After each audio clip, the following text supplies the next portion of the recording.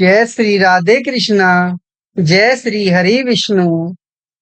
जैसा कि आप सभी ने वैशाख मास का महत्व सुना, उसी प्रकार हम आपको ज्येष्ठ मास का महत्व सुनाएंगे।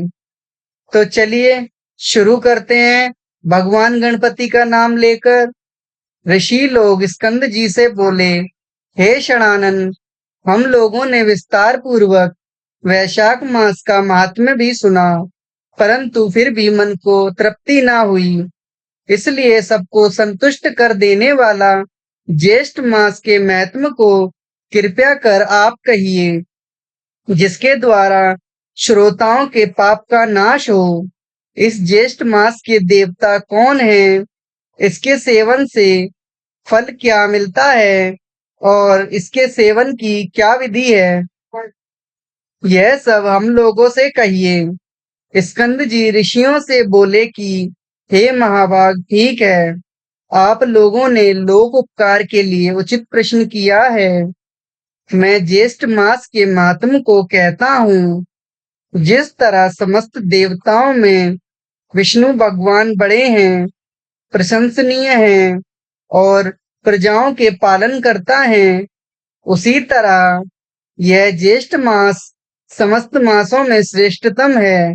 इस ज्येष्ठ मास के समस्त दिवस श्रेष्ठ हैं और पव के समान हैं, इसलिए यह मास समस्त लोगों में श्रेष्ठ कहा गया है। इस ज्येष्ठ मास में शौच व्याचार से युक्त होकर प्रातःकाल स्नान करना चाहिए। इस तरह दशाश्वमेध तीर्थ में स्नान करने से गंगा लोगों को पवित्र करती है।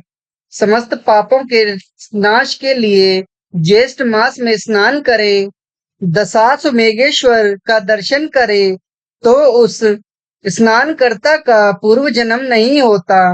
उस ज्येष्ठ मास के दिवस पुरातन और धर्मयुक्त हैं। जिस ज्येष्ठ मास में पाप नाशनी सुंदर स्रोत वाहिनी जानवी अवतीर्ण हुई, ज्येष्ठ मास के समस्त तिथियों में अधिक पुरायप्रद दशमी तिथि दशविध पापों का शमन करने वाली है।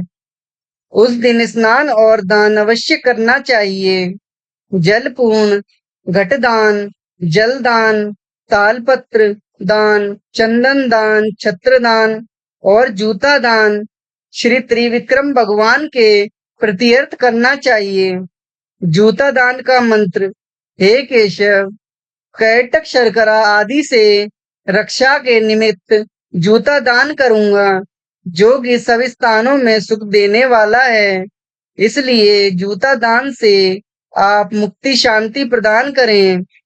छत्रदान का मंत्र, हे केशव, हे प्रभु, इस लोक और परलोक में घाम से मेरी रक्षा करें। हे प्रभु, यह छत्र आपके प्रत्यर्थ मैंने आपके प्रिय ब्राह्मण को दिया। शर्करा जल से पूर्ण घटदान का मंत्र, मैंने शर्करा जल से पूर्ण घट का दान दिया है। इस शरबत से पूरा घटदान से 33 तिथि के देवता तृप्त हों। व्यंजन दान का मंत्र, हमेशा धर्म को शमन करने वाला श्री विष्णु भगवान का प्रिय व्यंजन श्री त्रिविक्रम भगवान के प्रियत मैं भूसुर ब्राह्मण को देता हूँ। चंदन का दान का मंत्र, यह कपूर खत से युक्त चंदन सुंदर रुचिकर है, इसका मैं दान करता हूँ। इसके दान से देवता ऋषि पितर मनुष्य तृप्त होवें। इस तरह अपने शक्ति के अनुसार बहुत से दानों को देना चाहिए और फणी मात्र के लिए निर्जल देश में जलदान पौसरा देना चाहिए। जो ब्राह्मण मात्र के लिए जलदान देने में समर्थ है, वह ब्रह्मा के लिए प्रतिदिन जलदान करे और पीपल वट आदि वृक्षों का अनेक विध जल से सिंचन करे। जलदान से श्रेष्ठ दान न होगा, इसलिए सब उपाय से जलदान का विधान किया है। जो मनुष्य ज्येष्ठ मास में मोहवश जलदान को नहीं करते, वे लोग घोर नरकों की यातना को भोगकर पुनः पृथ्वी पर चातक पपीहा होते हैं। इस विषय में पुरातन इतिहास को मैं आपसे कहूंगा। पूर्व काल त्रेता युग के अंत में माहिष्मतीपुरी में ब्राह्मण श्रेष्ठ वेद वेदांग का पारंगत धर्मात्मा सुमंतु नामक ब्राह्मण हुआ। उस ब्राह्मण की गुरुमती नाम की स्त्री और देव शर्मा नाम का पुत्र था। ब्राह्मण पुत्र देव शर्मा हमेशा देवता पूजन में निरत और सम्यक्त अतिथि प्रिय था। किसी समय देव योग से समिधा को लाने के लिए वन को गया।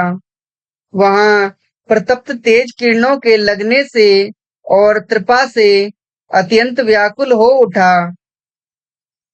उस वन के जल राशि तालाब के समीप जाकर वृक्ष की छाया में बैठकर जल पीकर जल के समीप बैठकर सो गया। उस ब्राह्मण के भय से उस वन के जो मृग और पक्षी गण आदि थे वे सब तृपा से पीड़ित होकर व्याकुल हो गए और उनमें से कुछ मर भी गए। सूर्य नारायण के अस्ताचल चले जाने पर जब निद्रा दूर हुई तब वह ब्राह्मण अपने गृह को गया। जब अज्ञात दोष से युक्त वह ब्राह्मण मर गया तब उसके साथ उसकी पतिव्रता स्त्री ने पुनः पुत्र धन आदि का त्याग कर अग्नि में प्रवेश किया। ब्राह्मण वन में हुए अज्ञात कर्म दोष के फल से अनेक नरकों को भोगकर पुनः इस लोक में स्त्री के साथ चातक की योनि में आकर अत्यंत दुखी हो गया। पूर्व जन्म के पाप को स्मरण करता हुआ अपने गृह में आकर और अपने वृक्ष के खोदरा में बैठकर निरंतर करुणा पूर्वक रोदन करने लगा। उसके क्रदन को सुनकर उसके पुत्र ने अनेक बार मना किया परंतु वह उस वृक्ष के खोदरा से नहीं निकला। तब क्रुद्ध पुत्र ने उस वृक्ष के कोटर खोदरा में आग लगा दी। उस अग्नि के ताप से दोनों चातक चातकी के पक्ष जल गए और वे दोनों रात्रि में उस वृक्ष के नीचे जमीन पर गिर गए तथा परस्पर कष्ट को कहने लगे। इसके परस्पर कष्ट की बात को सुनकर पुत्र भी विस्मित हो गया और वहां से आकर पवित्र आश्रम में जाकर उसने ब्राह्मण श्रेष्ठों से पूछा और उन ब्राह्मणों ने अपने पिता के उद्धार का साधन जानकर वह अपने गृह को गया। उस ऋषि श्रेष्ठ ने विधि पूर्वक निर्जल देश में पौसरा को बिठा दिया और उस प्रजा के पुराण प्रभाव से उसके माता पिता चातक योनि से छूटकर दिव्य रूप होकर श्रेष्ठ विमान पर चढ़कर विष्णु भगवान के धाम को गए।